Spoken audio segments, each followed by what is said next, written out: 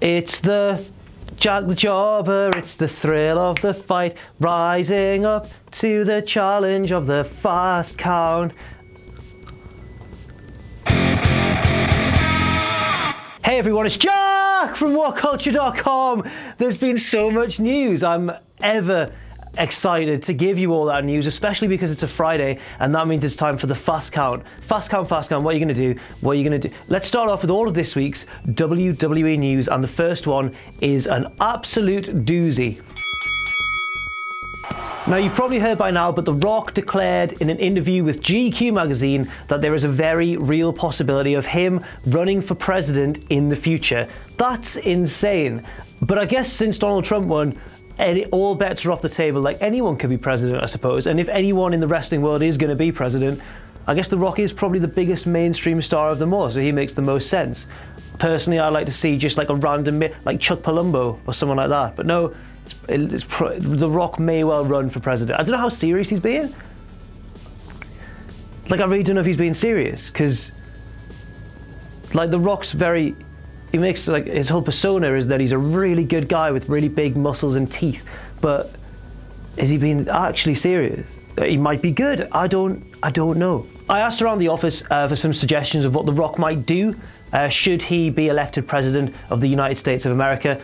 Sam suggested that he could hold the Declaration of Independence up like a belt. Someone said he could, you know, go through an entire debate with Vladimir Putin with one eyebrow raised. I panicked. I tried to come up with a funny one, and I said that instead of kissing babies on the campaign trail, he'd spit in his hand and slap. But it doesn't work really. It doesn't work with the parallel that we're trying to draw here. Brie Bella has given birth to her and Daniel Bryan's baby daughter. Congratulations are in order to the Danielson family. And then, interestingly, Kurt Angle tweeted saying, "Congratulations to Daniel Bryan and Brie Bella. We might never wrestle, but maybe our daughters will one day." I thought that was a very nice touch.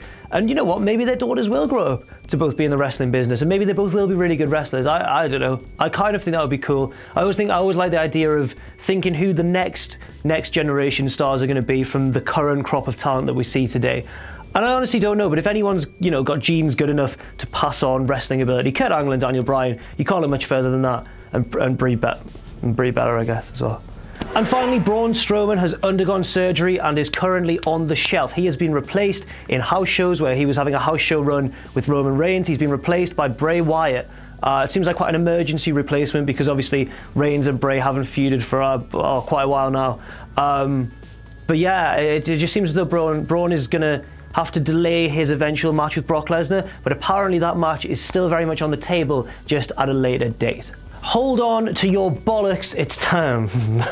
It's time for all the news from elsewhere in the wacky world of wrestling, and where better to start than my favourite promotion, Impact Wrestling. You're never going to believe this, but 547-day champion, Global Force Wrestling champion Magnus, or Nick Aldis, has finally dropped the belt. He's dropped it. What a transitional piece of shit. I can't believe it. After only 547 days. I've met Magnus about 3 times now, I think, and every time I've met him, it's been like months and months apart. Like sometimes there's been a year between the next time I've met, and he has been the champion throughout all those times. Commiserations to Magnus. You were a great champion, I guess. I don't know. I guess you were a fighting champion. What did Global Force Wrestling do? Well, commiserations, mate. But the new champion is Alberto El Patron. They had a main event match on Impact last night, and Alberto won the belt, fueling rumours of a unification match between El Patron and the current Impact Wrestling champion, Bobbington Lashley. You may remember that on his debut, El Patron won the title from Bobbington via sort of heelish cheating, and then Impact Wrestling decided, no, you've cheated, let's give the belt back to him, despite, you know, wrestling never paying attention to heels cheating to win a title. It was confusing, I don't know. It was silly, but El Patron is the new Global Force Wrestling champion. Magnus, man, sorry. Lucha Underground is back. It's returning to our screens on May 31st. You may remember that Season 3 started in September of last year, and then it took a break in January. We haven't seen it for the past few months, but it's back, and hopefully just as kind of novel and exciting as it was before. I don't really have much more news to report, just that I'm excited that it's back. May 31st. Fellow Lucha Underground fans, get excited. And don't watch my interview with Katrina at WrestleCon, because I just didn't have any questions. I only found out I was going to interview her like 2 minutes before, like less than that. and she's so pretty, and it just distracts. Great manager, really good. Lucha Underground, May 31st. God, the shame. No, I'm going to tell this story actually. Pentagon, right? I had to take his picture for social media at the last show where we booked him, and I'd never talked to him before, and he's kind of bigger in real life than you imagine. You imagine he'd be quite a short guy. He's not. He's about like approaching 6 foot. He's all painted up and masked up and everything, and I just was the least cool I've ever felt, because I was like, can I take a picture of you for the socials? And he was like, yeah man, of course bro, whatever you want man. And I was like, oh wicked, cool. And then I did that, and then he went, what do you want me to do in the picture, man? And I was like, maybe you could do your thing that you do. And he was like, yeah man. And he did it, and I was just like, this is so cool. I was, what a f***ing mark. The first night of Ring of Honor and New Japan Pro Wrestling's annual co-promotional show, War of the Worlds, happens tonight, and there's a very exciting card. The most exciting match of all is probably the main event, which ironically isn't really a cross-promotional one. It's 3 Ring of Honor guys, Jay Lethal, Christopher Daniels, and Cody.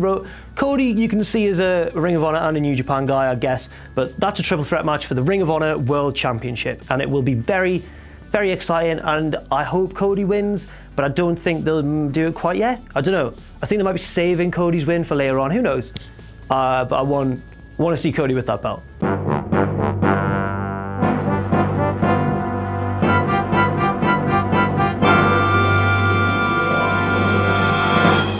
And now it's time for my Wrestler of the Week, and this week it's, well, a few weeks ago I made Ty Dillinger my Wrestler of the Week, an NXT guy. This week, similarly, there wasn't much great wrestling all week, but there was a great episode of NXT, or at least a great main event between Roderick Strong and Hideo Itami, and for that reason, my wrestler of this week is Roderick Strong. Itami actually won that match, but I was more impressed by Strong's kind of valiant loser effort. It's always difficult to have a babyface versus babyface match, but they pulled it off really well.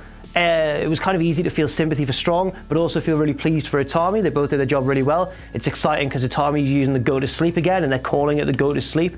But yeah, Roderick was really good in this match. He was everything we've kind of come to expect from him. A lot of backbreakers and knees and all that sort of stuff. Really good selling as well towards the end of the match. Hopefully, he gets a shot at the title at some point as well, or even just a call up to the main roster. He's easily charismatic enough and a great enough wrestler to, you know, to make it big. Maybe held back a little bit by his lack of a real gimmick, but there's plenty of time for them to sort that out. Hopefully they will. So that's all for now. Thank you very much for watching the Fast Count. Will The Rock become president? Will 2 of the other things I reported on as well, will they happen too? Thanks very much. I've been Jack from WhatCulture.com. You can follow me on Twitter, follow whatever. You probably, you know, I'll see you soon.